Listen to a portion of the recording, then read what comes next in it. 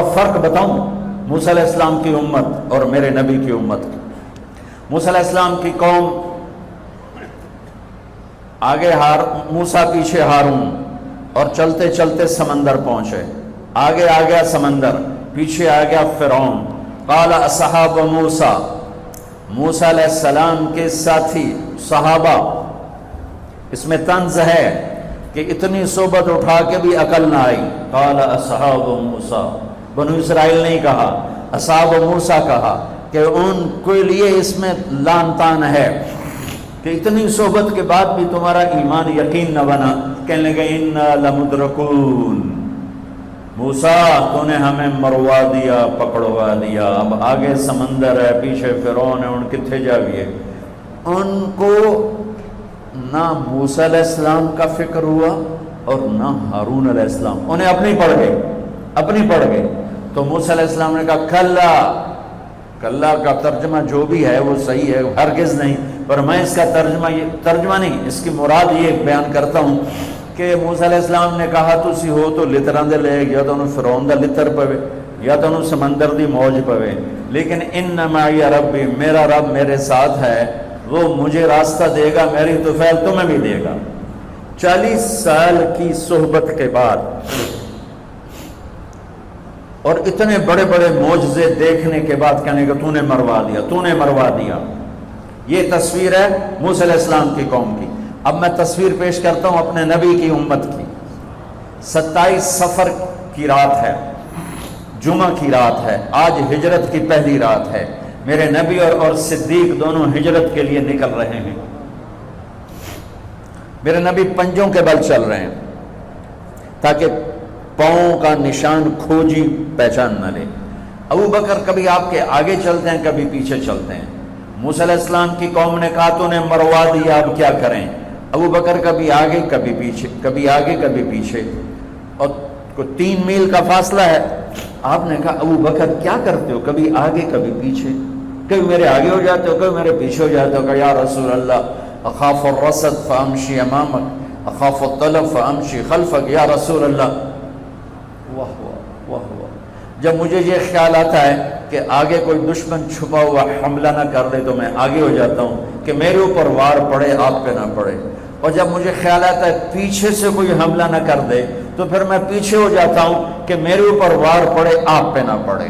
انا لمدرکون، اور یہ صدیق کا عمل مقابلہ کر کے دیکھو۔ پھر جب غار ثور پہ چڑھنے کا وقت آیا تو آپ کے 4 میل چلنے سے پنجے سارے زخمی ہو گئے، آپ نہیں اوپر چڑھ سکے۔ ابو بکر نے آپ کو کمر پہ بٹھایا اور پورا پہاڑ اوپر لے کر گیا، پورا پہاڑ۔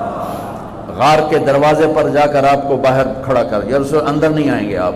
اندر گئے، اندھیرا تھا، ٹٹول کے سارے غار کے سوراخ پتھروں سے بند کیے، سوراخ باقی رہ گئے، پگڑی اتاری اور پھاڑ کے سوراخ بند کیے، پھر سوراخ باقی رہ گئے تو کرتا اتارا اور پھاڑ کے سوراخ بند کیے، سارے سوراخ بند کر کے ایک باقی تھا جس میں سانپ تھا، اس میں اپنی ایڑی ڈال دی۔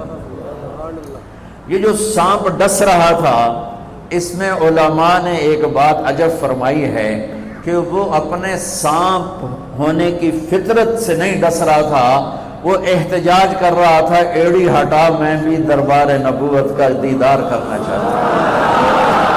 وہ سانپ اس لیے زور لگا رہا تھا کہ مجھے بھی تو دیکھنے دے صدیق، تو ہمیشہ دیکھتا، آج مجھے دیکھنے دے، آج میرے بھاگ جاگ اٹھے۔ یہ علماء نے یہ بات لکھی، میں اپنی طرف سے نہیں کہہ رہا ہوں۔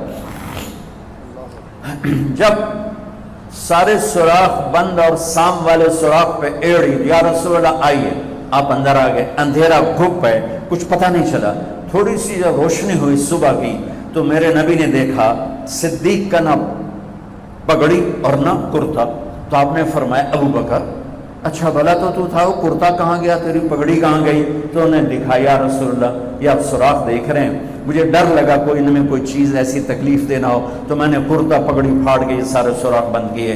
تو میرے نبی چھلک پڑے، ایک دم روئے اور ہاتھ اٹھے، اللہ میں ابو بکر سے راضی ہوں، تو بھی اس سے راضی ہو جا، اور یا اللہ اسے جنت میں میرا ساتھی بنا دے۔ اسی وقت جبریل اترے، یا رسول اللہ ابشر، یا رسول اللہ خوشخبری ہو، اللہ آپ کے ابو بکر سے راضی ہو گئے اور جنت میں آپ کا ساتھی بنا دیا۔ اللہ نے امت دی، وہ امت کہہ رہی ہے تو نے مروا دیا، اب ہمیں بتا تو ڈوب یا بچا، ہمیں بتا ہم کیا کریں۔ اور یہ امت کہہ رہی ہے آگے سے وار ہو تو میں برداشت کروں، پیچھے سے وار ہو تو میں برداشت کروں۔ بنو اسرائیل نے سمندر کو پھٹتے دیکھا اور 4 قدم چلے ہیں تو مروا علی قوم یعقفون اصنام لہم، کیا دیکھا کہ کچھ لوگ بتوں کی پوجا کر رہے ہیں، بتوں کی پوجا کر رہے ہیں۔ تو 40 سال کی صحبت اور فرعون کا ڈوبنا، سمندر کا پھٹنا دیکھنے کے بعد کہنے کہ موسیٰ اجعل لنا الہا کما لہم آلہہ، موسیٰ ہمیں بھی ایک خدا ایسا لے کے دو جیسے ان کا پتھر کا خدا کا پھٹے منہ توڑا۔ اور تم اتنے معجزے دیکھ کر بھی تم پتھر کے بت مانگتے ہو، انکم قوم تجہلون۔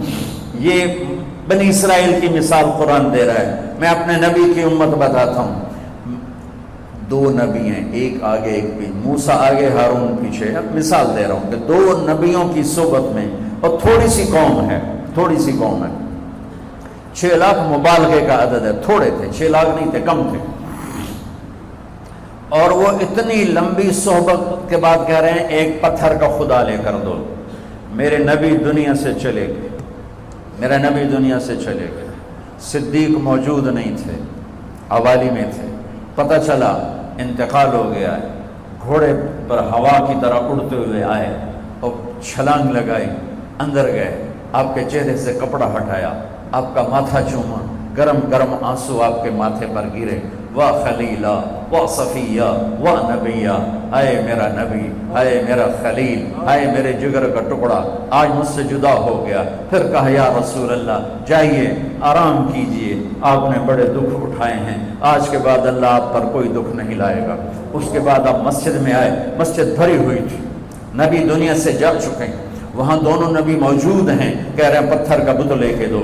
یہاں نبی جا چکے ہیں، عمر تلوار نکال کے کھڑے ہیں، جو کہے گا فوت ہو کے میں قتل کر دوں گا، وہ فوت نہیں ہوئے، وہ اللہ کے پاس گئے ہیں، جیسے موسیٰ گئے تھے اللہ کے پاس اور واپس آئے تھے، میرے نبی بھی واپس آئیں گے، ساری دنیا کے باطل سے مقابلہ کریں گے، لہٰذا کوئی نہ کہے فوت ہو گئے۔ ابو بکر منبر پر آئے، کھڑے ہوئے، کہا عمر بیٹھ جا، تو عمر کہتے ہیں نہیں بیٹھتا، وہ تو پورے ہوش میں نہیں تھے، نہیں بیٹھتا، تو وہ خاموش ہو گئے اور منبر پر آئے اور سنو صدیق کا خطبہ، یا ایھا الناس من کان یعبد محمدا فإن محمدا قد مات ومن کان یعبد اللہ فإن اللہ حی لا یموت۔ اللہ اکبر۔ لوگوں جو محمد کی پوجا کرتے تھے تو ان کا خدا مر گیا، جو محمد کی پوجا کرتے تھے تو آج اللہ نے ان کو موت دے دی۔ وَمَنْ كَانَ يَعْبُدُ اللَّهَ، اور جو اللہ کی پوجا کرتے تھے ان کا اللہ زندہ ہے، موت سے